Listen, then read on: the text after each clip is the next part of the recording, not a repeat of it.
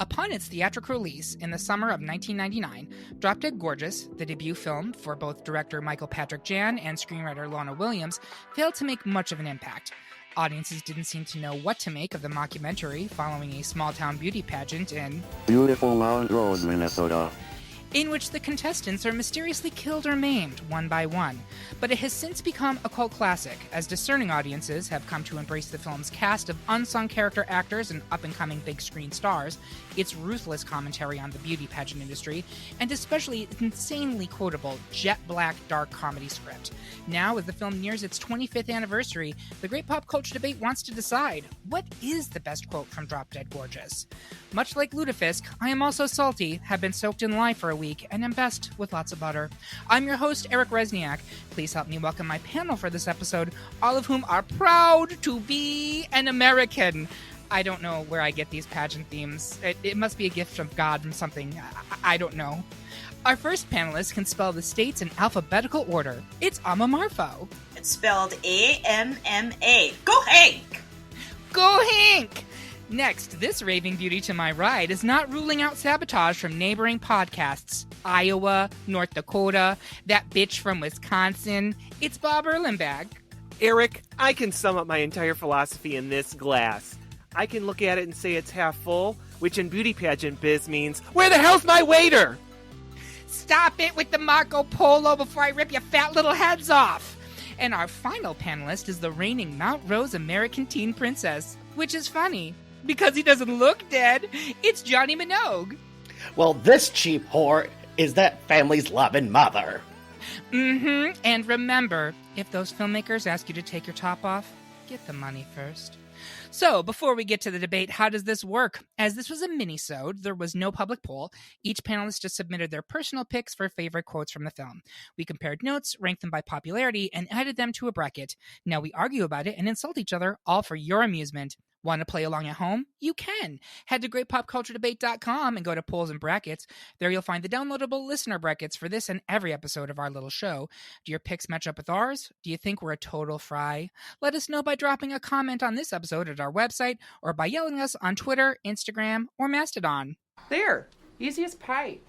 Easy as pie. Before we get to the top 16, I want our panelists to give a chance to talk about the quotes that they were bummed didn't make the discussion. Hey, Miss Sad Pants and her friend Serious Sally. Would a nice cool mint help them turn their frowns upside down? I'm going to start with Ama. Which quotes were you bummed did not make it? So I have two. One involves Tess, the dog-obsessed contestant, talking about how she got attacked by her German Shepherd. And just very nonchalantly, she says, but it wasn't his fault. I had beef jerky in my pocket. And just the breeziness of which something very traumatically is discussed is just so funny to me. And then... They remade my belly with skin from my butt. And just has her shirt like all the way up so you can see it, which was great. Yep. And then my other one is advice that really just sounds like it was given from my mom, who is not from anywhere near the Midwest. She is from West Africa, but also just finds crab to be a chore and will not eat it. So the point where they're talking about seafood and Amber's like, oh, my mom says never to eat anything that carries its home around with it. You never know the last time it's been cleaned. That's one of my all-time favorite things. I say that in regular conversation. So I get that we're doing something a little bit different here, but I was sad to not see it represented. Yeah, and that whole scene is so quotable, and also that's excellent life advice, folks. Yes, it is. Beware of shellfish, because then you might be beauty queens blowing chunks everywhere.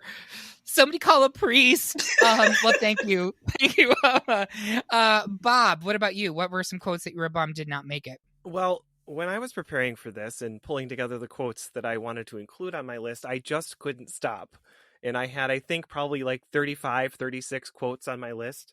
So let me go through my list of omitted lines and say, let's see, what's good here? Oh, Jesus, Mary and Joseph, she's pregnant. Get your sweet ass off the phone, Cinnamon. Which I use all the time when I lived at home with my brothers, and I literally would say that to my little brother when he was hogging the line. Cinnamon, get your sweet ass off the phone.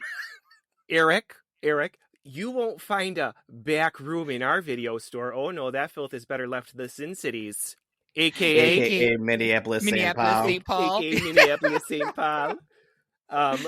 Or are we on Cops again? And let's see, is that for me or my gown? my gown. So I could just go on and on and on, but but we'll probably, you can turn it over to Johnny, because Eric, we need more bars. We need more bars. Thank you, Bob. Johnny, what have you got for me? I have a couple. One is after the pageant is over and they're sitting before the parade and they're engulfed in a pile of smoke. Amber Atkins, and she just goes, "Oh yeah, this is how I always pictured it, choking on swan gas." And the other one was by Molly Howard, the adopted by Japanese family. "Atomic power makes me proud to be an Asian American." The blondest girl, and she did her black, and it was yeah. Fun fact, the actress who played her, now Tara Redpenning, is now a social worker here in the Boston area. So no kidding. Yeah, so you could walk in, you need to speak to a licensed social worker. You might end up talking to Molly Howard. And she can do a mean tap number with fake little cowboy boots and snapping pop guns. Yeah. You raise a great point, Johnny, that I wanted to make sure that we did acknowledge at some point in this episode, which is that everyone, I think we can say on this episode, adores the movie Drop Dead Gorgeous, and we will get into when we first watched it a little bit later in the show. But we have to acknowledge that you could not make this film today with the script as it is, because it is deeply offensive in so many ways. You mentioned the whole Asian American jokes regarding Molly Howard. You have jokes that are being very glib about eating disorders. You have jokes that are very glib about people who have mobile disabilities. You have a lot of jokes about neurodivergent people. You are making so many jokes about kids, teenagers being shot. Like, there's things that you could never, ever do today. And I remember that I showed this movie to a bunch of homosexuals from New York in 2019. They had never seen this or Soap Dish, and for my birthday, we had a double feature. And I was, first of all, just appalled. If you are gay and you have neither seen either of those movies, I implore you to go watch them now before you watch this. If you haven't watched this movie, I don't know what you're doing listening to this episode, but that's really your business, you know. Take it up with your priest. But we start watching it. Within 10 minutes, one of their heads whips around and was like, "Excuse me, did they just use the R word?" And I was like, yeah. It's going to be a journey for us, and we just have to understand this was made at a completely different time. I'm not excusing it, but it is 100% a product of the late 90s. I think, Amma, you were on our Film of 1999 episode, right? I was, yes. Yeah, and we discussed the fact that especially in 99, there was this nihilism. There was this very easy kind of contempt for anything that wasn't straight, white, and male, right? It was just pervasive. Yeah. 1999 is a really interesting film year in general. If you haven't already listened to that episode, it is a banger. It was physically painful to break down, but I think one of the criteria that I eventually had to lean on as we narrowed that down was the idea of, like, what is 1999 in the sense that it could not be made at any other time. And I think for me that carried it forward, because you couldn't remake this in 2023 with the same script. So much would have to change. So it is very much best film of 1999, and that you couldn't put it much anywhere else. Yeah, for sure. And this episode is discussed in that film episode of 1999. I won't tell you how well it does, but that disclaimer out of the way, let's get back to some funny, silly bullshit quotes from this movie that we all love, even though it has some pretty nasty digs. So my quotes that I was sad were not included. Becky does not get a lot of love in this episode, which bums me out because I actually think she's really funny in this movie. So I like her. "Yeah, my mother got me this 9mm for my 13th birthday. I'll always remember what she wrote on the card. Remember, Becky, Jesus loves winners. That's why whatever I do, I aim to win. And shout out to Denise Richards, who completely sold that character, like from front to back. And then the other one, I don't know why this was so funny, but my brothers and I just thought it was hilarious. Gladys and Iris are on the way to the Mall of America. That will come back in a minute. They're going to buy their talent costumes, and they have to swerve out of the road from someone walking into traffic. And Gladys says, "Sidewalks, Father Donegan? Oh, the communal wine just proves too tempting for some." And Iris says, "That's why we Lutherans use grape Kool-Aid for the blood of Christ." And it's just so like hometown and like folksy, but also tells you exactly who Gladys and Iris are. So with that being said, I hope you're ready for the ultimate in teen glamour, because we are off to these debates. Go Muskies! Woo! Yeah. So, for those of you who have never listened to one of our Best Quote episodes, we've also done Steel Magnolias, Clue, Clueless, I think something else that I'm forgetting. Bear with us as the GPCD players, much like Soylent Green monologuist Michelle Johansson, reach deep inside into our inner thespians, not our dinner thespians, but that would make sense for Soylent Green, and we act out our lines for your entertainment, we hope. So, first, it's a trip to Exposition City, as the film gives us two succinct glimpses into the realities of small-town Minnesotan life. Bob, you play Loretta, and explain why talking up Amber is the most smartest decision in this bracket. I will explain why I would vote for the mayor's Frida sign rant every goddamn year. Bob, you go first, with an assist by Amma, who will play Annette. Bob, take it away. Say, you boys been to the Lehmans? Oh, shut it, Loretta. If you have, you got all the pictures of the winner you need. Shut it up. Oh, Christ, it's true. Let's just say who should win, who deserves to win, is Amber. Why don't you paint a big red target on your ass, He's Loretta? the prettiest, the best damn tapper, the most smartest. Most smartest? Oh, that's great. You're real educated, like most smartest. Make sure you get a picture of that, most smartest. We're cutting you off and sending you home. Well, excuse me, Annette, I'm bragging up your kid here. Well done, and I appreciate the fact that you were talking over each other exactly like they did in the movie, so well done, you two. And you should know, like, when we say quote, we're really talking about exchange in some cases, so it's not just a quote. Now I will play the mayor of Mount Rose, discussing the Frida sign. Oh, yeah, Frida, sure. She was the oldest living Lutheran. Now she's dead as a doornail. It's them damn Shriners who won't take down the goddamn sign. Those lazy sons of bitches. Every goddamn year I tell them, take down the goddamn Frida sign, you lazy sons of bitches. So, that was 100% my father coming through me. Just if anyone has not met Tom Resniak, that is... Yeah. I'm going to put it to a vote. Which of the quotes do you prefer? Is it the goddamn Frida sign, or is it most smartest? Amma, where are you on this one? I love the goddamn sons of bitches, but I fought for most smartest on the bracket. I have it going far, so that's me. Most smartest. Most smartest. Most smartest.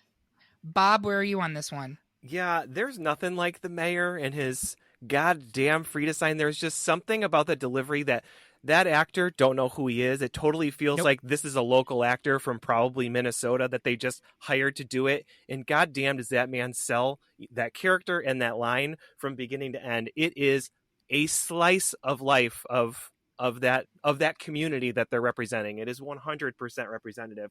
That being said, I have to go with most smartest. I have to say, well, maybe I'll save some thoughts for later rounds as it pertains to most smartest, but just the delivery's so good. Allison Janney is better than she ever needed to be in this film.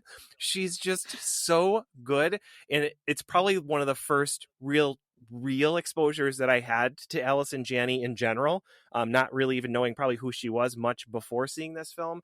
And it is so Loretta, most smartest. So I'm going to go with most smartest. Allison Janney, this and 10 Things About You. She had a hell of a 1999. Yeah. Same little asswipe shit for brains everywhere. MVP vibes for real. Johnny, where are you on this one? So you have to go, but this movie has some of the inconsequential characters, like the mayor of Mount Rose, Minnesota, who has basically almost no part to the story whatsoever, is on this list as one of the best lines. It just goes to show that they wrote a hilarious script from start to finish. And you are right. I looked at his IMDb. His name was Dale Dunham, and he's been in 7 movies. One of them was Feeling Minnesota. One was The Mighty Ducks. So yes, he was he was like the White Prince, obviously, just repping for the Minneapolis, St. Paul area. As much as I love Frida, and I want to be one day the oldest living Lutheran, you got to go with the most smartest. Or you have to. It's just no competition.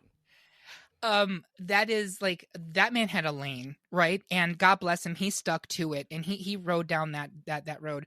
It is important to know that Lana Williams, I looked this up, was born and raised in Minnesota, not just Minnesota, a town called Rosemount, Minnesota. Does that sound familiar to you? Yes, I think there is some highly autobiographical moments in this film for her, and I cherish them. There is an authenticity to all these little characters, and I'm totally voting for most smartest. Let me just get that eye there. But the mayor's rant is one thing I love about the mayor in the movie. Actually, there's 2 others. Him singing the song at the end of the pageant. Here she is, our Mount Rose American teen princess. There she is. Doesn't she look fine? Like, what a terrible song. It's like we can't pay for the rights for the Miss America theme, so let's find something that's a lot worse and a lot more wordy to just put up there. And I wouldn't have wanted them to pay for the Miss America theme. Not. I wouldn't have wanted them to. Definitely it's so clunky. It's just in a way that someone was like, all right, we just got to get, like, the local nature of, like, once everybody wins and it's over, like, you do not care what happens. There has to be a song. They do not care how good. Yes, it's so perfect. And then the other thing I love about him is at the parade, the swan has exploded. Everybody in the crowd is running to see what's going on, including the clown with the cigarette dangling from her mouth, which is an amazing touch. And the mayor is up on the stage and he's clapping, and you can't hear him, but he literally is sarcastically saying, "Good job." It just kills me every time. It's so stupid, but I love it. That's the pre-internet viral shit. He goes, everyone's going to come to Mount Rose now. Exactly. We've got exploding ducks. We've got teen girls getting killed at beauty pageants. Like, what else do you want? So there we go. Exploding duck. That is a fucking exploding duck. You better walk that exploding duck. All right, so with that said, it is a unanimous vote for most smartest. Next, in matchup 2, surprising voice of reason Loretta dispenses sage advice in multiple situations. Johnny, explain why good things happen to good people, like Amber. Bob, tell us why Amber driving behind us in a hearse should not be a sign of concern. Johnny, you take the first Loretta watch, and I'll play your Amber. Johnny, take it. What is wrong with you? I don't know. I just didn't want to win like this. You stop right there. You are a good person, and good things happen to good people. Really? No, it's pure bullshit, sweetie. You're lucky as hell, so you might as well enjoy it. Let's go get you a root beer float. Okay. Do you guys want some shots? I'm buying. And that's exactly it. I'm buying. It's just that little like button on it. Okay, and Bob, you're Loretta too. Amma will be our second Amber, and I will play the fireman. Amma, you start us off. Mom! You family? No, she's just screaming "Mom, Mom" because she's got Tourette's. She's Annette's kid, dipshit. Is Mom okay? She's alive, sweetie. Where is she? She's right over there. Mom, I'll be right behind you in the hearse. Don't let that worry you, Annette. So the actual comparison here is "don't let that worry you, Annette" versus the whole "good things happen." No, it's pure bullshit, sweetie. You're lucky as hell. So I'm going to start backwards. Johnny, where are you on this one? It's a tough call. I'm gonna go with, and it's pure bullshit, sweetie. The one thing is, the one through line to everything with Loretta through the entire movie is that she is a horny cougar who all she wants to do is get laid. And when she's buying those shots, she knows she might have a chance to get herself on some of that documentarian dick. So I just think it's true to her. I mean, they're both true to who that person is, who Loretta is, but I'm gonna go with this just because it's just like it's a 51-49, and I want some shots, and I have some wine here, so it's the closest thing I'm gonna get. Well, that and I got some. there you go. Bob, where are you? So I think I shared this with you earlier today or another day, Eric. I think there's barely a day that goes by that I don't quote Loretta in some way in my life. And I will say things like, don't let that worry you, Annette, nonstop, right? Like, I don't know if I say the other one all that much, but I definitely don't let that worry you, Annette. I think it's more of a kind of a quick quip versus the other one's a little bit more wordy, and it doesn't really fit into as many scenarios as something like "Don't let that worry you," Annette might fit in. So I'm with Annette. All right, where are you, Ama? I'm giving it to Don't Let That Worry You, Annette. I think it's one of those moments where you kind of see someone outside of the pageant system just like taking all of it in and being ridiculous, and like the first thing you think about when they're like, oh, you're following in a hearse, like as an audience member, you're like, oh God. And then Loretta speaks for you and is like, don't let that worry you. Like, it just feels like a really nice example of what it would feel like to be somebody not participating, looking in on it. So it like provides a service and is just so, so funny. It's like, it's really smart humor. Again, this was the screenwriter's first movie. And the fact that like the gun that goes off in this case, and there's many guns that go off in this film as I'm saying that, but like she has Amber working at a funeral parlor doing makeup for the deceased so she can have the joke later on. I mean, there's also the joke about the boyfriend coming in with the caps and everything. That is part of it. But to me, this is the payoff of all of that setup is the hearse joke, which is hilarious. Like, it's just really smart comedy and very dark. Like it is like, I think one of the darkest comedies that I can think of from the 90s at least. So I'm also giving it to Don't Let That Worry You, Annette. With that being said, the whole other exchange is great too. You're right. It's like a 49-51 situation, Johnny, but we will move Don't Let That Worry You, Annette along. Next up, we see how former Miss Montroses have fared since their crownings. Johnny, don't tell us how the sausage is made, but do share Connie's journey with St. Paul Pork Products. I will tell you about Gladys's sewing and dieting prowess. I will go first as Gladys, with an assist from Ama as my Loretta. Thank you. You know, I won the talent contest by sewing these culottes, Butterick pattern 7432. And can you believe it? They still fit. She had a big ass then, she has a big ass now. And Johnny, bring home the bacon as slaughterhouse icon Connie. Competing for the title of Minnesota's American Teen Princess sure was exciting, but I never could have won without my St. Paul Pork Products. I've been enjoying St. Paul Pork Products for years. I grew up right next to these stockyards. It's still the same family-run business that Walter and Vera Pilarski started in 1920 when they raised and slaughtered their first pig. Oh, I just love St. Paul Pork Products. In fact, I love them so much, I work here now. Okay, I just have to break character and applaud for Johnny Minogue with that absolutely spectacular rendition. I'm crying. Ladies and gentlemen, if you need an audition monologue, you could do worse. That's all I'm saying. I'm going to start right in the middle of the order this time. Bob, where are you on this one? I love both of these so much. I love both of these so much. Like, I barely a day goes by that I don't quote Loretta. She had a big ass then, she's got a big ass now. But both of these lines from that exchange are great. I sewed these culottes, ladies and gentlemen, culottes. Butterick pattern 7432. Like, of course it was culottes, right? Of course it was cool. But she had a big ass then, she's got a big ass now. It's one of those all-purpose lines. And then, I mean, I can't think of a place to use the whole Connie speech. I do say so much a lot, but I think I'm going to stick with Big S then, Big S out. It's just the one. It's just such a quick quip, and so it could be so throwaway, but it's not. It hits, and it's just so perfect because they just hate Gladys so fucking much. And this is a great point to point out. Like, we have to remember that back 17 years prior, Gladys and Annette were both in the pageant together fighting it out. And if you do the math, that means that Gladys got pregnant with Becky either right before the pageant or was in fact pregnant with her during the pageant, right? And so like it's this like generational, it's Shakespearean, really, when you think about it.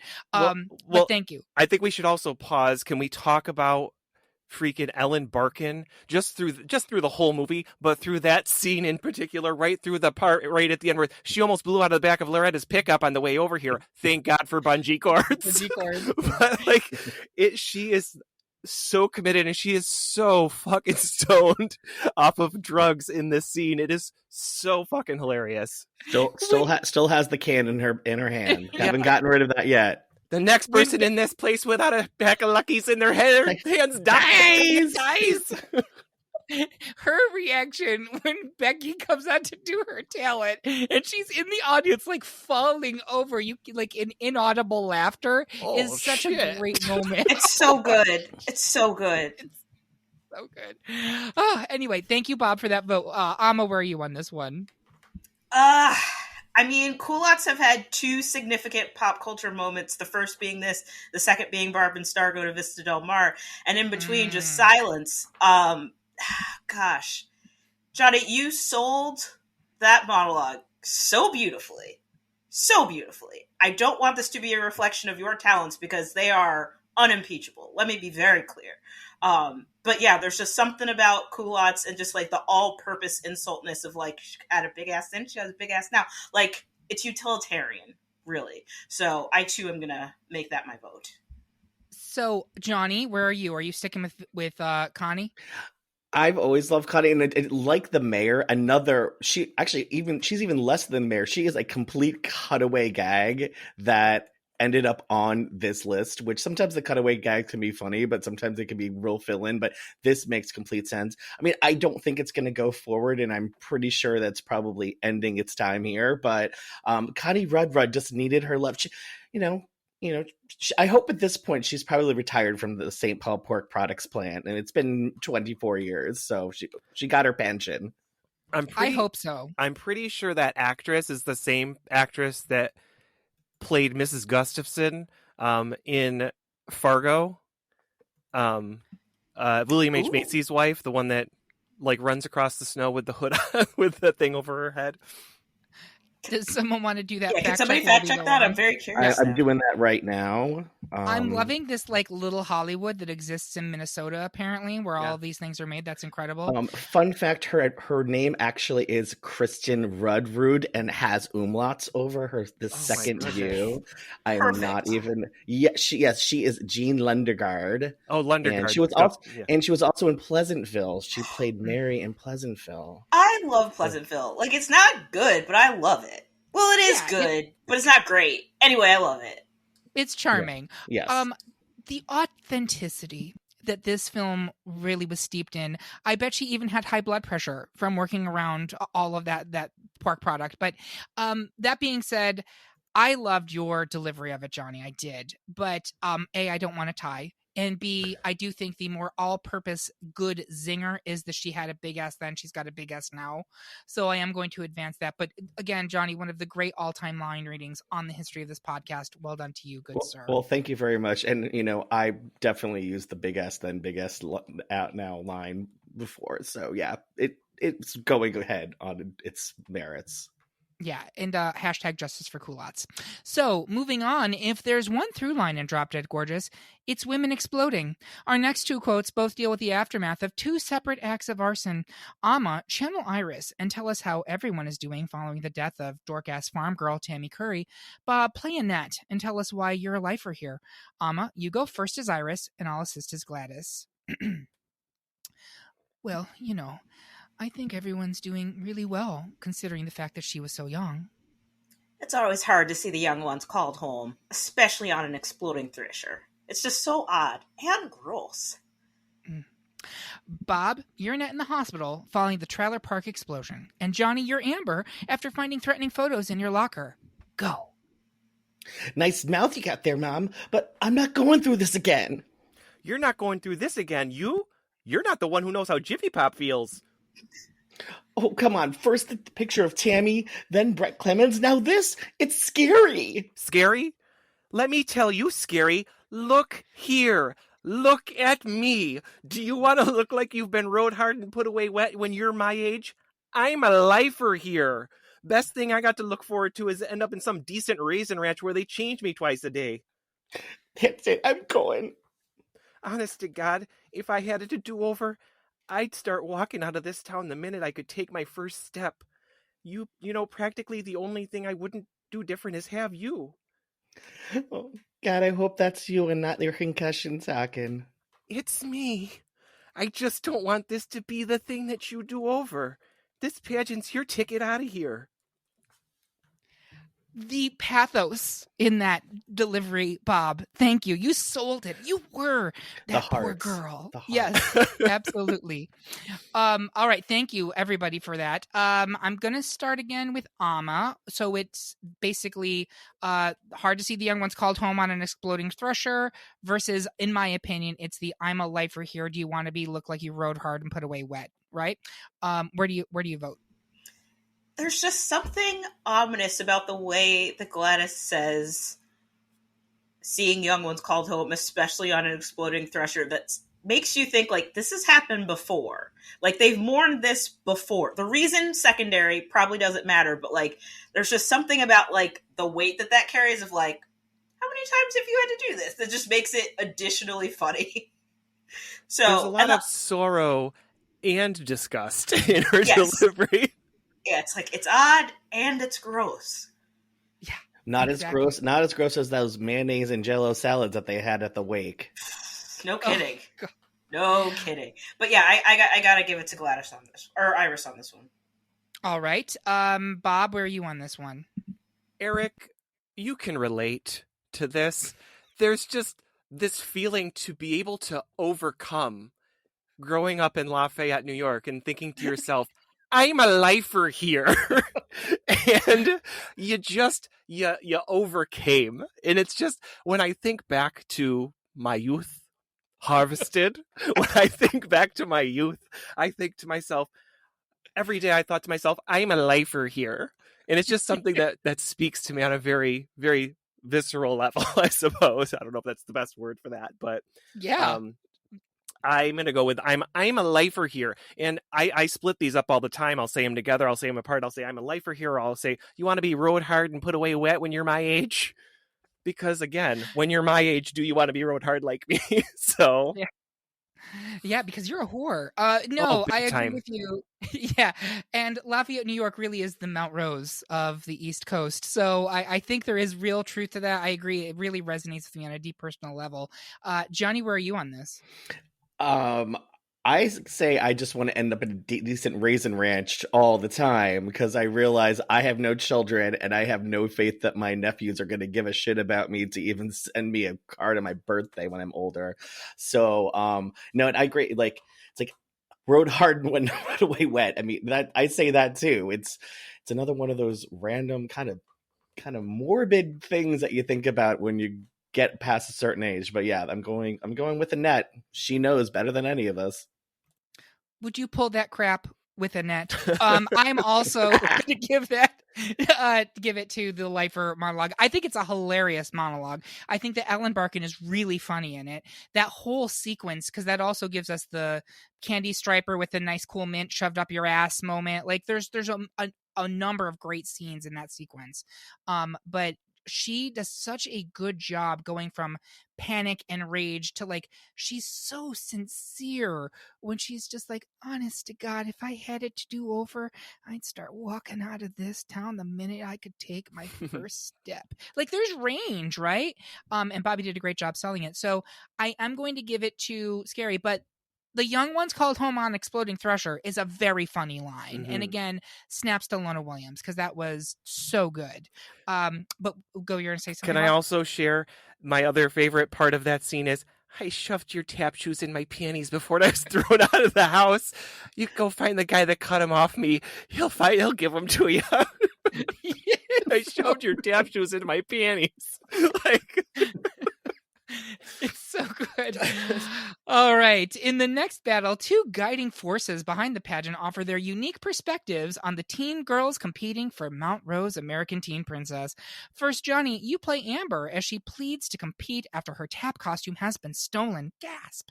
While Amma plays Iris, laying down the law. Then I will channel dance instructor Cloris as she offers observations on physical fitness. Johnny and Amma, you're up first. I'm going to have Johnny go as Amber. Miss Clark, why are you doing this to me? Why aren't you pretending you don't know what's going on? Amber, I'm sorry. I really am. But you know the rules. All talent costumes have to be okayed by Gladys before the pageant. But doesn't someone take in your costume so you can't compete overrule that rule? Sorry, I don't make the rules. This is bullshit. Amber Atkins, that is not American Teen Princess language. Good, because this isn't an American Teen Princess pageant. This is Nazi Germany. Where do they get this stuff?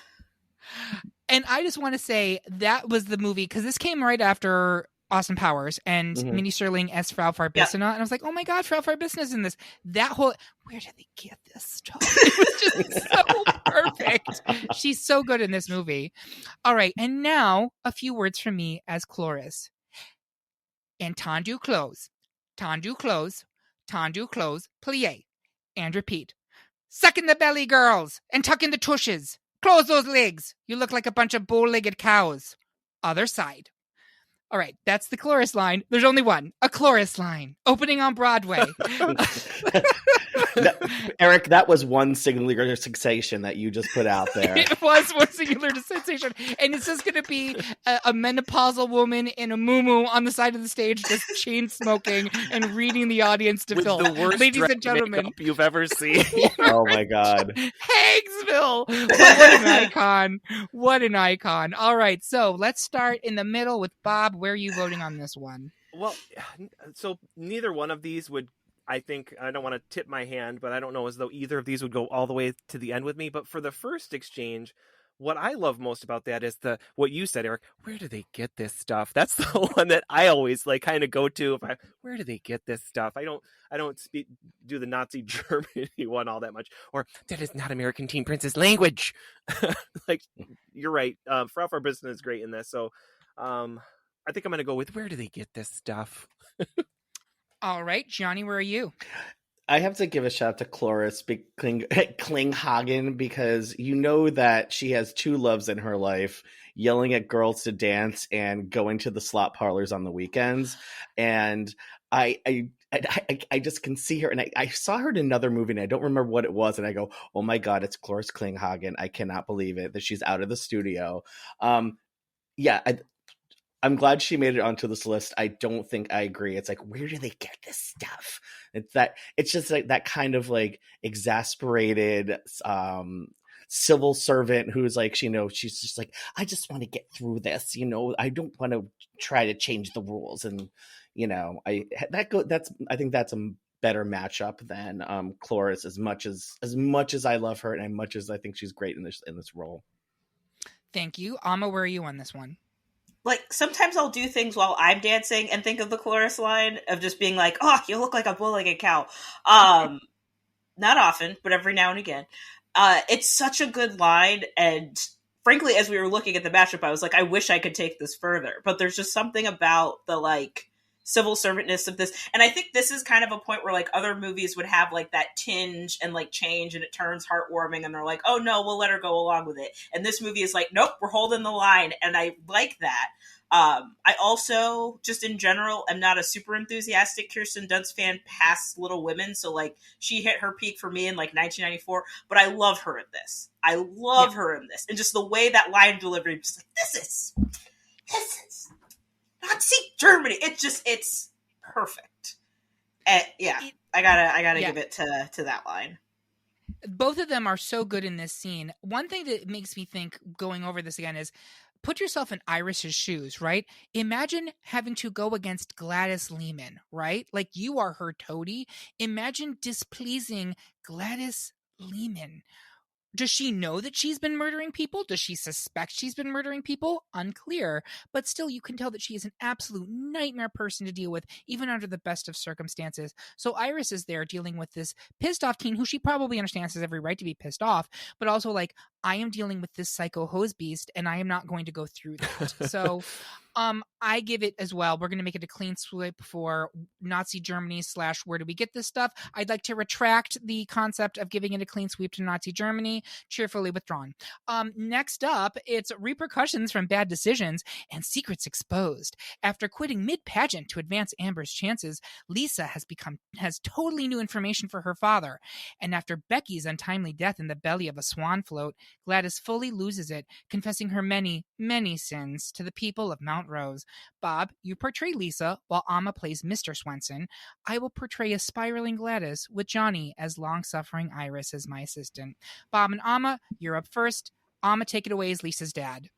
Well, I hope it was worth it. No, it was worth it. Amber should have won. I'll tell you one thing, Peter never would have pulled a shenanigan like that. Well, you know what, Dad? You know what? Peter's gay. Gay! What? Just so everybody knows, we actually had to strategize how to do that. I hope that he didn't blow out your headphones, but we literally were trying, how do we do this in the least possibly like ear-splitting way? But you have to go for it with that line. And I think Lisa herself would say this.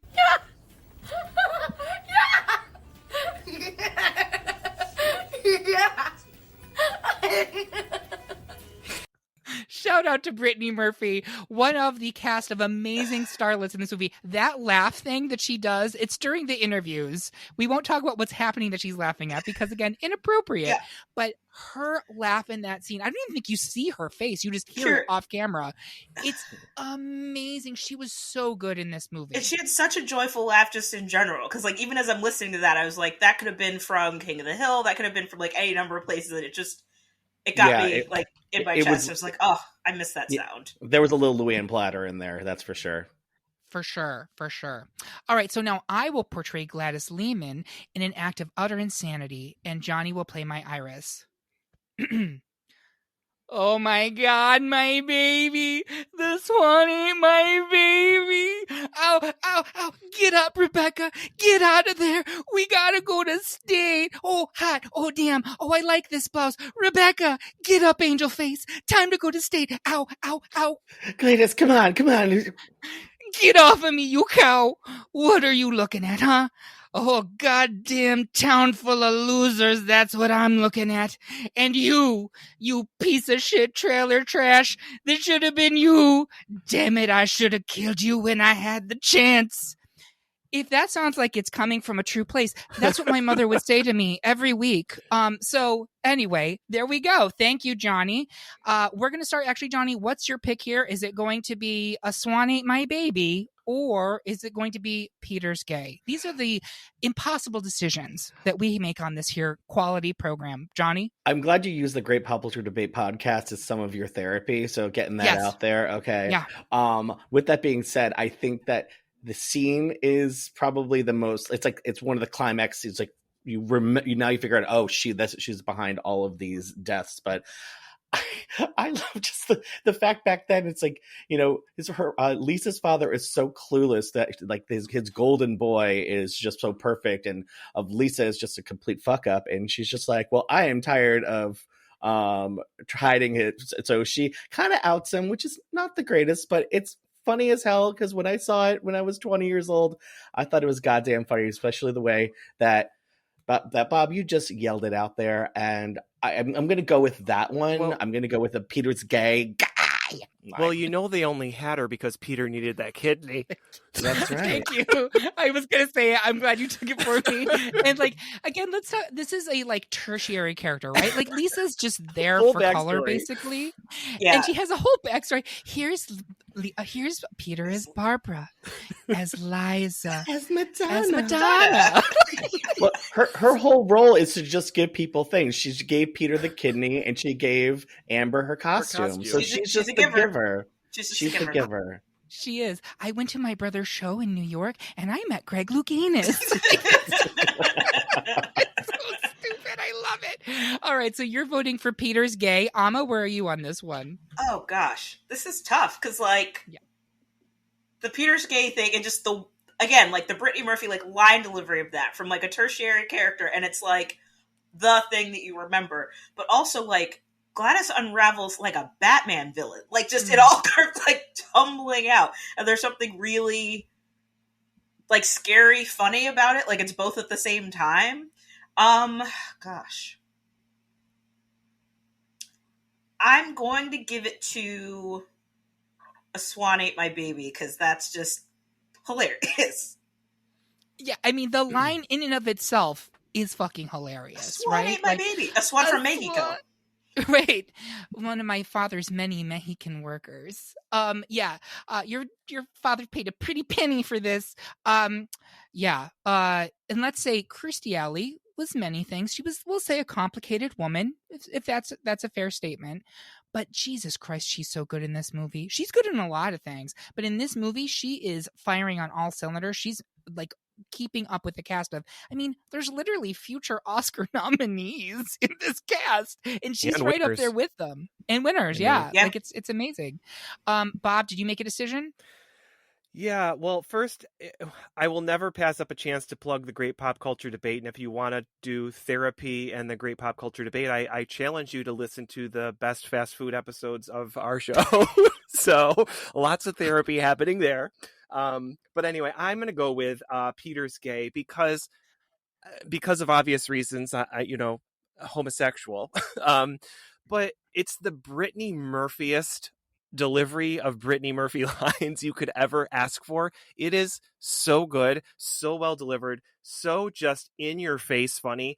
I think the Swan Ate My Baby is a very funny a very funny scene, and just overall funny as a grand scene in and of itself. But the belly laugh, just laugh out loud funny of the way that line hits of gay.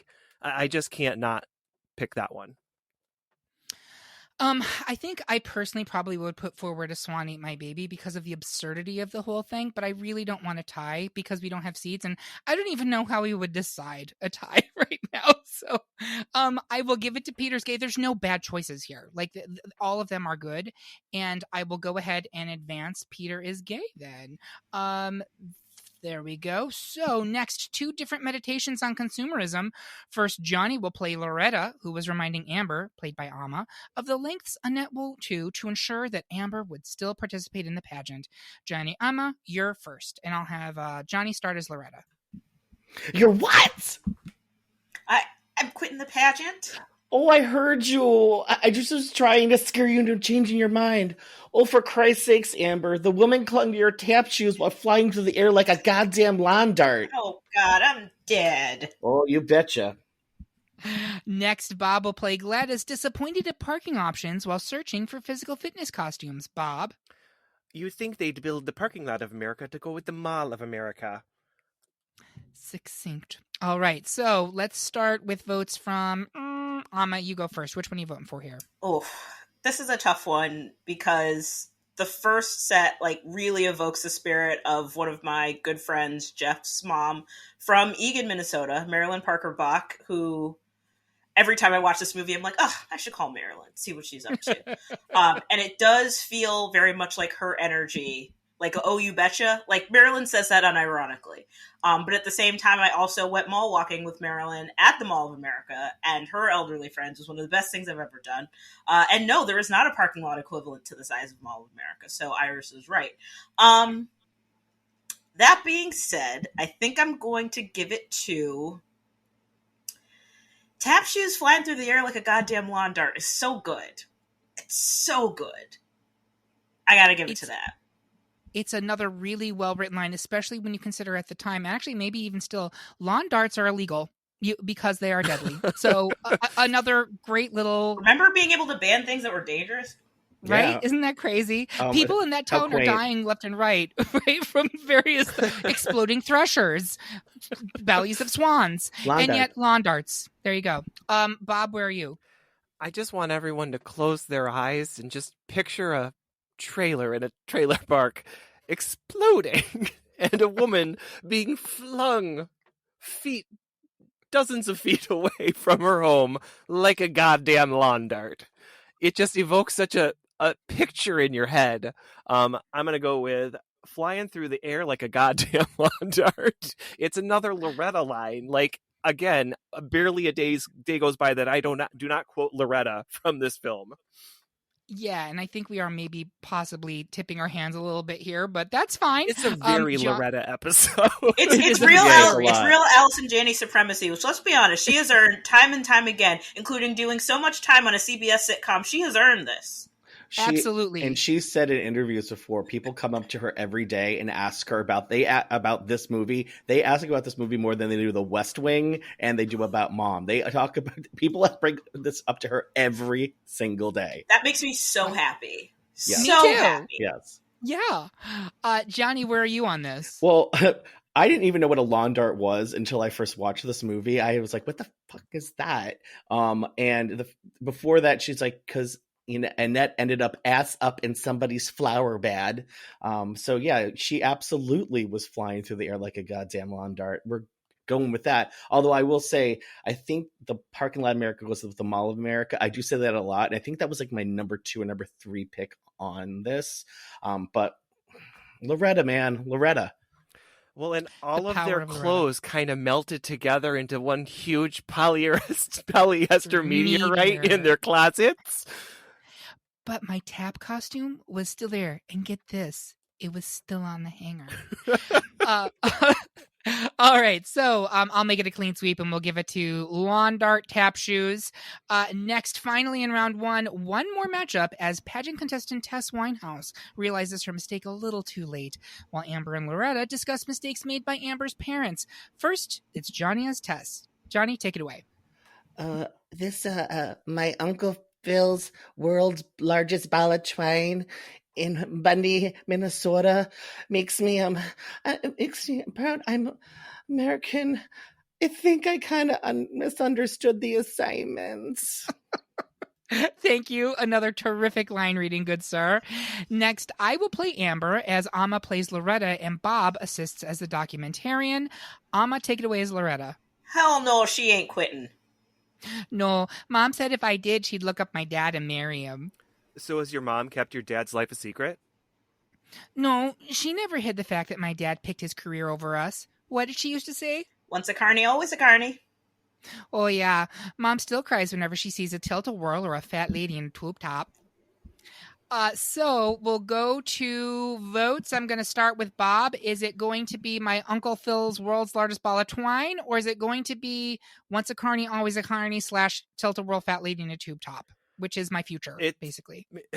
It's tough. It's tough to pick. I think a lot of people say, like, I kind of misunderstood the assignment. Like, that's a very popular line. I don't know if it's lifted from this specifically. I know that's where I lifted it from. And I think a lot of other people do, but it could be from other things as well. But it's just so funny. And it so fits the moment at certain times in your life that you can use it. And a lot of people can use it. It's tough for me to pick because there's nothing better than Kirsten Dunst, Kiki Dunst, Dr. Sunken Tits. Thank you. There's nothing better than her saying tube tap. Just the way she says tube tap is just so good. But I'm going to go back. I'm going to give it to Misunderstood the Assignment. Okay. Just for clarity purposes, and people don't understand why he says Dr. Sunken Tits, that is an anagram of Kirsten Dunst's name, and it was given to her from the Go Fug Yourself website. God bless them. Thank you. Amma, did you make your vote yet or no? I didn't. Gosh, this is a really hard one. Like, I feel like Misunderstood the Assignment has come up a lot of different places, but I know it was this movie that got me to start using it.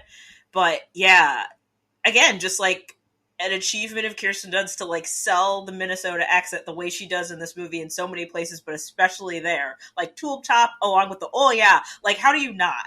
So I'm giving it to Tilt-A-Whirl or Fat Lady in a Tube Top. Johnny Minogue. I'm wearing this shirt that you can't see because this is a podcast, but I'm wearing a shirt that is a Wilson Phillips shirt. So, which is once a carny, always a carny. Stop it! You now, better stop. If you were now, you have to listen to the Best Girl Groups episode, Yep. and there is a little thing with our producer Curtis, and I wore this just for you. But this happened to just match up to. Bitch, he gets it a callback too. I'm living. All right. So, Johnny, are you voting for once a Carney, always a Cardi? Once a Cardi, always a Cardi, and a fat lady in a tube top. I feel like that right now. Myself. I'm switching to tube tap. Oh, yeah. I am that fat lady in a tube top. So I'm going to go ahead and make it a clean sweep. So there we have it. It's the end of round one. We're going to take a quick break to see if we can use that barn light as a spot. And while we listen to those messages, please put your knees together, Miss Penthouse 98. I could drive a boat show through there.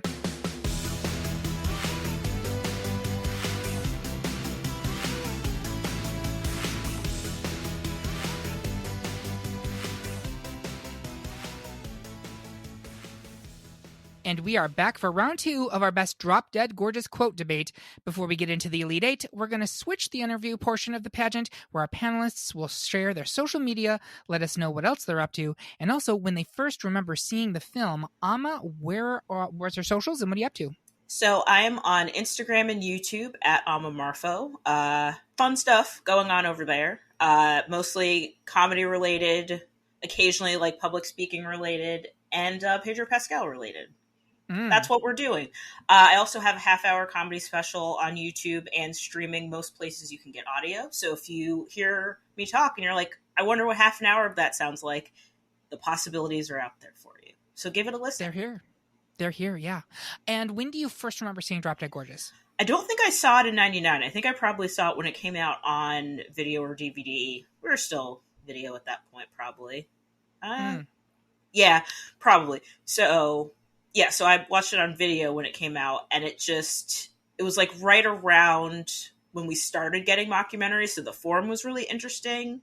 And then, yeah, it was just so much fun and so funny. And then I actually did get to reference it again because my senior thesis was on documentary film and how it was impacting mockumentary film. So I got to mention Drop Dead Gorgeous in an academic capacity. I guess I should plug that as well. The Evolution and Impact of Documentary Film. If you wish to read it, from Amma Marfo, class of 2004.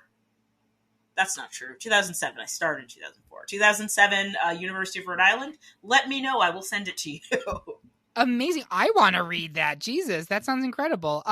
You do bring up a point, and I don't know this to be true, but I suspect it is true. This is a movie that did not do well in theaters, right? It was released and kind of did nothing. But and part of it was the marketing was difficult because originally it was called Dairy Queens, and they had to switch the title to this because of lawsuits.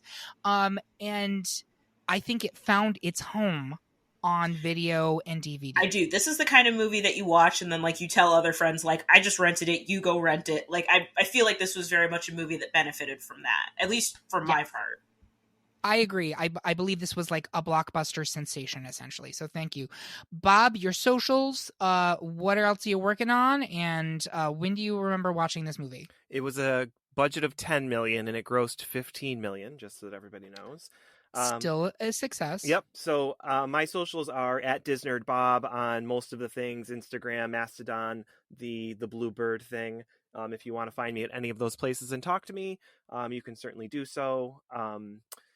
Where was I when I first saw this? So you may not know this, Eric, to be the case, but I must have rented this, and I was at home and I rented it and I put it in and watched about 5 to 10 minutes of it to the point of, oh yeah, Frida, she was the oldest living Lutheran. Now she's dead as a doornail. And as soon as we got through that speech, I got up from my seat, walked over to the DVD player and ejected it. And I said, nope, I can't watch this without Eric. This is something I need to watch with Eric. And so we watched it in your living room, I'm pretty sure. Yes. I don't know when, but it was shortly around the time that it would have come out on DVD/video, whatever we were watching it on at that time. So that was my first experience with that. And what am I working on? I'm not working on nothing. This show. I will share that ChatGPT is a hoax for everyone because as I was preparing for this, I said, I wonder what other people think, or I just asked ChatGPT, what's the best quote from Drop Dead Gorgeous? And it gave me 10 quotes that aren't in this movie at all. So I'll read you a few. I'm not a slut, I'm a cheerleader. Apparently Becky said that. Can we put a rush on this? I'm due back on the stage in 20 minutes. Allegedly, Hank said that, and if you know who Hank is from the film, I'm pretty sure he didn't say that. No. No, Hank. No. No, Hank. I'm going to win, and when I do, I'm going to take my mama out of that trailer park and move her uptown. I don't know. So, what does Uptown even consist of in Mount Rose, Minnesota? In Mount Rose, Minnesota. Beautiful Mount Rose, Minnesota. They're moving to St. Cloud. That's where they're going. So, there you go. Anyway, I just thought that was funny. As I'm reading through these, I'm just like, these are not in this film. So no. Wild. Well, I guess that's job security for us on this here podcast, because we're giving you actual quotes. We're giving you the tea, right? So thank you very much for that. Johnny, where can people find you? What else you working on? And when did you first watch this movie? Sure. So I am pretty much on everything as Johnny Minogue. One word, no H, just like Kylie and Danny. I am no longer on Truth Social, so the fake Lauren Boebert has been canceled. Thank God. I had 5 followers, so that I think they'll be okay. And every week, if you live in the Boston area, you can come to Club Cafe, 219 Columbus Avenue, and I host trivia every Tuesday night from 8 to 10. We have monthly themes. Past themes include Schitt's Creek and Taylor Swift and Drag Race. So we have a lot of fun. So Tuesdays, 8 p.m., clubcafe.com. The first time I saw this movie was in the fall of 1999 at the University of Massachusetts at Amherst. I was a sophomore. I lived on the 2 and 20 floor. That's what it was called at the time. It is now called Spectrum. It's the LGBT floor. So it was a community floor. We're the second one in the country. So that year, the year before, I was in a pageant. I was in the Drag Race pageant at UMass. I was Miss UMass Drag Race 1998. So I feel completely understood what it was like to be Gladys Lehman. But it was the irreverence and being around a bunch of 19, 20, 21-year-old gay kids in the late 90s. This movie just blew my mind. And it's where my really bad Minnesota accent has never left my voice box for 25 years. So thank you, Drop Dead Gorgeous. And there was one thing, there was a long forgotten USA horror movie called Drop Dead Gorgeous. I think Sally Kellerman was in it. I cannot find it anywhere, but that was the movie I remember. When I first thought of Drop Dead Gorgeous, I was thinking of Sally Kellerman, aka Hot Lips, aka the Hidden Valley Ranch lady. So if you're not sure who that is, that's how I knew her from the salad dressing. So in any event, there we go. I love that. And now we need to do a Sally Kellerman episode and talk about her as the Hidden Valley Ranch. Best Sally Kellerman Hidden Valley Ranch moments. That's what we're going to do. Thank you. So you can find me at Eric Resniak on Twitter and Instagram. That's at ERIC, R-E-Z as in zebra, S as in snake, N as in Nancy, Y-A-K. That's on Twitter and Insta, or just message the at Great Pop Culture Debate account on Insta, or at GPCD on Mastodon, which is where we're trying to migrate over after all of that mishigas with the other app. I first watched this movie, as Bob mentioned, in my living room. And you must understand, my father was a joyless human being who basically ruled through terror and spite. But this movie, the scene in which Becky is doing her talent to I Can't Take My Eyes Off of You, dancing on stage with a stuffed Jesus on the cross, the man fell out of his chair laughing. He was living. Now, the fact that he didn't put together the whole Peter's gay scene in 1999 with my homosexual ass sitting right there with him is remarkable.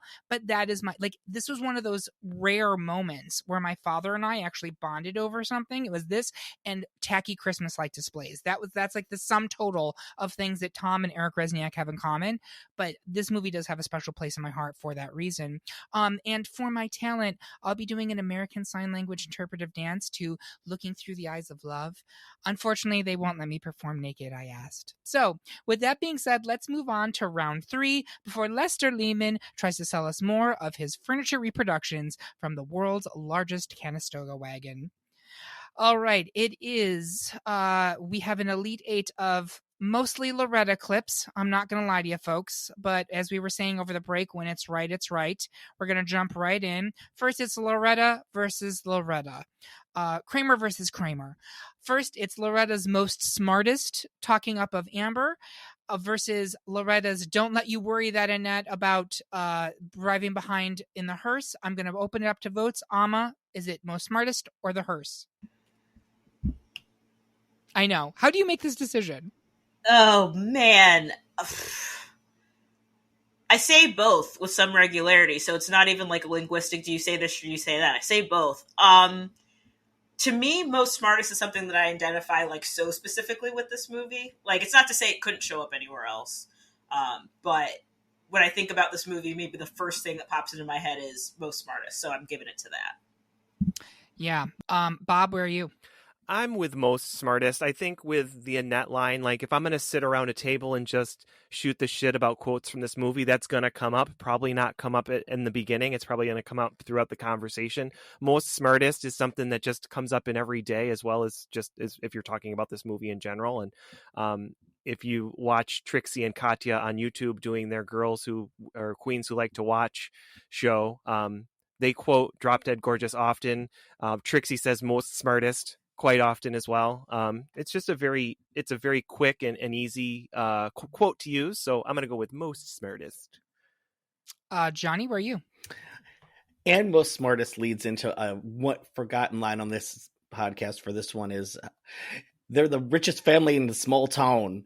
It's front page news when one of them takes a shit. So it leads into some other good stuff. So I'm going with most smartest. It also leads us, and this is not a reason to vote for it, but to the when you boys give me a ride home, don't fall for it. She lives 3 trailers down. It'll be real easy. Be real easy. Yeah, Loretta is all I have to say. So we're going to give it a clean sweep for most smartest. We'll be staying overnight at the airport, Harry Johnson! Run to the airport! All right. Next, oh my gosh, it's more Loretta. It is she's got a big ass then, she's got a big ass now versus Annette's I'm a lifer here rant. Johnny, where are you on this one? I think I'm gonna go with big ass then, big ass now, because it's so quippy and it's so shady and it just cuts to the point, and we can all talk some shit about some people we don't like and say that. So yeah, I'm going with the Loretta again. All right. Amma, where are you on this one? Big S then, Big S now is so useful. Yeah. It just, anytime you want, you could use it. I love it for its utility. That's my vote. Also, at the time, a big ass was considered an insult, and now, in a post-Kardashian society, it's actually a compliment. Mm-hmm. So, like, you know, things wrap around, and now maybe she was paying a compliment to Gladys and her enormous juicy booty. But we know that's not the case. Bob, where are you on this one? Well, I am a lifer here, but I'm going to go with big S then, big S now. I co-sign everything that Johnny said. It's just shady. It's a good read. And there are some really funny little shady moments with multiple, again, tertiary, if not like, what is it? Quaternary? Quaternary characters, the 2 burnout girls who will not do the pageants, like dork-ass farm girl Tammy Curry. This pageant's like a Roach Motel. Girls check in, but they don't check out. Don't check out. Are you going to the parade? No, like do or something. Like stupid. That's what happened moments. to that dork-ass farm girl. Tammy Curry. It's so good. All right, so that's going to be a unanimous decision for Loretta's big ass then, big ass now. I got some. Next, it's Amber. Amber in This Is Nazi Germany versus Lisa's Peter's Gay. Johnny, where are you? This is probably like the one that's the least kind of exciting of the ones that we have in the final 8. I'm just to switch it up, I'm gonna go with Peter's Gay. Yeah, just so it's like not like just Loretta mostly, but I'm gonna go with Peter's Gay just because it's so stupid and R.I.P. Brittany Murphy. So we're gonna go with that one. R.I.P. Brittany. Bob, where are you? I'm sticking with Peter's gay. I feel like this is one of those lines that will stick out to a casual viewer of this film. You know, something that will stick out as something they remember. I'm not sure Nazi Germany is something I would pick up over maybe a few additional viewings of this movie. Like it now is that whole, where do they get this stuff? Like, I really love that exchange now, but I don't know as though it was my favorite to begin with. But Peter's gay just sticks with you, and it just hits you so hard, and is immediately funny from your first watch. So Like, you see Brittany Murphy's soul escape her body when she's delivering that line. It's truly a masterclass. Amma, where are you? For me, it is a face-off of two really good line readings. Like, again, as someone who is not predisposed to enjoy a Kirsten Dunst performance, like, that read was perfect. Genuinely some of the best work she's ever done. But at the same time, like, the Brittany Murphy read is both so perfect for the moment, but also so perfectly her. Like, there's something to be said about having both of those things in the same place. I'm giving Peter's Gay a slight edge, but this is probably the closest I've come so far to being just like, there's like barely a hint of light between those two choices. You know, I agree with you. As you were talking, what occurred to me was, well, the other line, the Nazi Germany exchange, is funny and it's well delivered. Peter's Gay is like an actual culmination of Lisa's arc, which is this girl who is never, like, treated like crap by her family, never a contender, like just trying to get through her life, and finally having that moment where she's had it and just losing it over all of the disrespect that's constantly piled on her. So it's actually a character moment, which is ridiculous because she's also, you know, outing someone, so that's not great. But like, it's all of that stuff. It's a funny line, it's a great line reading, it's actually kind of a moment in the film. So let's give it to Peter's Gay. And then finally, we have Loretta again, flying through the air like a goddamn lawn dart versus Amber, tilt-a-whirl fat lady in a tube top. These sound like Michael Kors insults from Project Runway. That's what these sound like. Am I wrong? Nope. That's what this is. By the way, look for our best Project Runway look episode this summer. I'm going to start with Bob. Where are you on this one? So both amazing lines, flying through the air like a lawn dart. The tilt-a-whirl fat lady in a tube top. Again, I talked about the delivery of tube top, but there's also once a carny, always a carny. And if you can find the right opportunity to use once a carny, always a carny to reference someone in your life, you are winning. You are ragging. You have reached the pinnacle, because what a read. Savage. Once a carny, always a carny. What's that?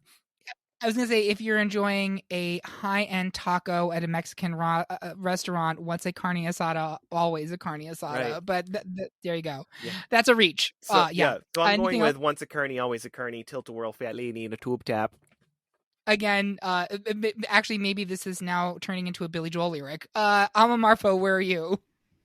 I feel like for the same reasoning as Bob laid out, I have to do flying through the air like a goddamn lawn dart. Like, anytime you see I grew up in Tampa, Florida, high winds for hurricane season, and the number of times we were then afforded the opportunity to see something flying past our screen, safely, of course, but nevertheless very windy, just seeing a thing fly through the air like a goddamn lawn dart. That one, that's my vote. That one sticks for me a little bit more. All right. Johnny, where are you? And the following up after the lawn dart, we got the poor candy striper who just wants a cool mint. Would a cool mint help if I shoved your head up your ass? I mean, this is the battle of the hospital waiting room versus the hospital lobby. So Yeah. it's, it's Mount Rose Memorial here moment. I'm going. Oh God, I'm gonna have to go with lawn dart just because I think it's so stupid and visual. Like, I mean, fat lady in a tube top, you can't miss that either. But I think it's another one of those 5149 ones. I'm gonna go with lawn dart. Johnny, come over here, see mommy, so I can kill you. Kill you. This is why I'm in healthcare fundraising, folks. Yeah, that's an interesting dilemma because again, if I follow my gut, I would go with Tilt-A-Whirl Fat Lady in a Tube Top. I would, but that gives us a tie, and we don't really have a mechanism in this episode to break a tie, unless producer Curtis. I'm willing to switch. Are you willing to switch? Yeah. You're willing to what switch? am I going to switch to? Lawn dart? No, you'd be switching to Tilt-A-Whirl. Oh, that's no. what You and I are Tilt-A-Whirl, God, and Family Amma Union and Tube Top. Johnny are in Lawn Dart. So, can I ask producer Curtis? Hello, They wave can't- hello to producer Curtis. They can't hear him, but we can hear him. You have to break this tie, Curtis. I'm giving you this power. He's listening. He's talking, speaking. folks. He's speaking. Try not to speak. You're mute. I owe my life to this deaf baby. He's going with Tube Top. So I'm sorry, folks, but we had a nail biter here at the end of round 2. We had to have a tie break for Fat Lady in a Tube Top / Tilt-A-Whirl. That gives us our final 4. We're going to take another quick break so we can enjoy our shellfish dinner catered by Seafood by Antoine. We'll be right back.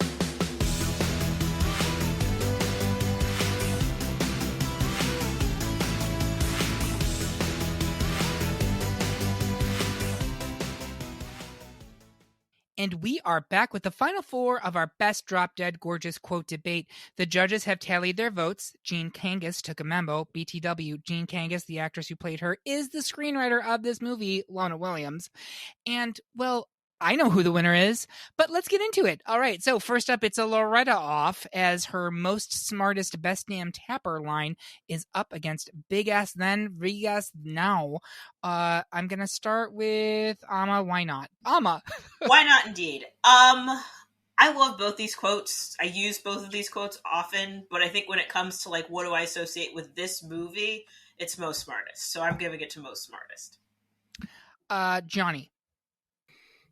Best damn tapper, most smartest. Oh, real smart. Look at this one. Most smartest. Most smartest. I'm talking up your kid here.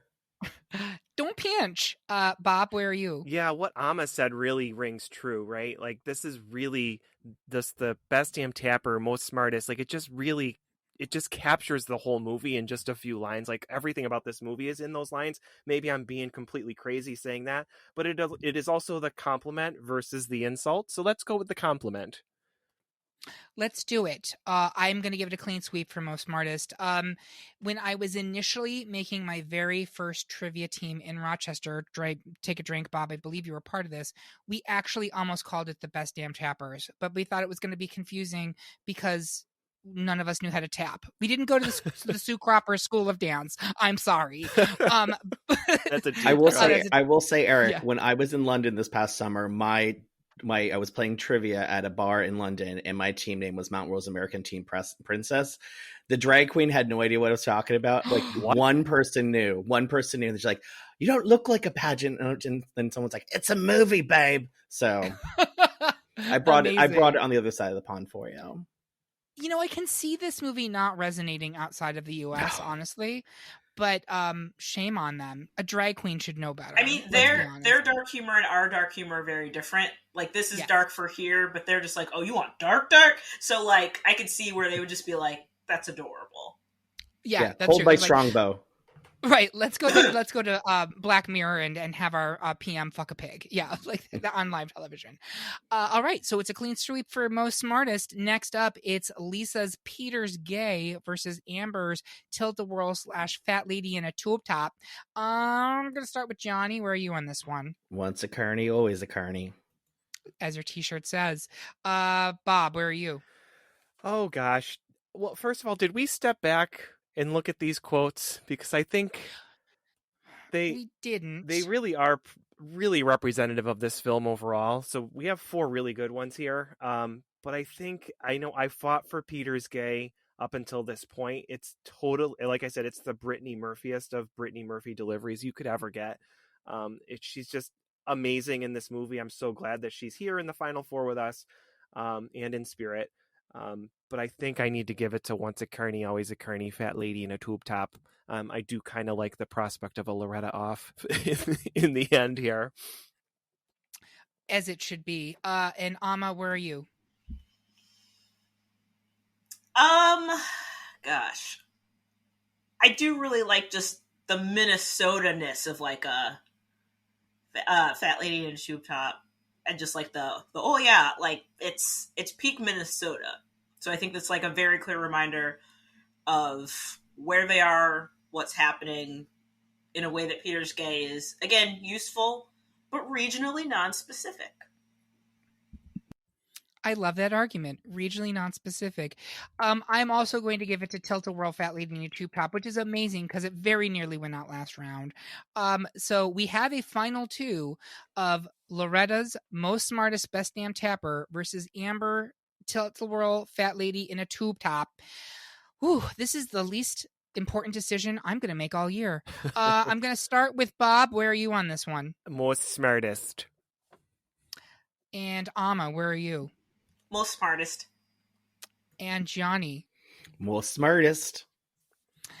I'm going to make it unanimous. And there you have it, folks. Our pick for the best Drop Dead Gorgeous quote is Most Smartest, a.k.a. Best Damn Tapper. Meanwhile, our runner-up Tilt-A-Whirl Fat Lady in a Tube Top will receive a $75 gift certificate to the Votech of its choice.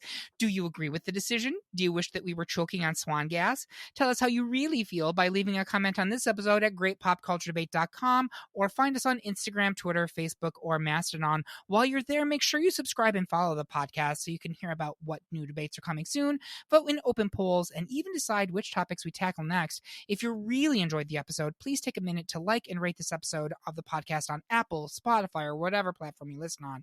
I want to say thank you to my panel. Forget that, Death Baby. I owe my life to you. And thank you for listening. If you loved what you heard, please consider supporting us on Patreon, where you can get even more exclusive content and you get episodes a whole day early. We hope that you have a good one. And remember, everyone is entitled to their wrong opinion. Gladys, we need more bars.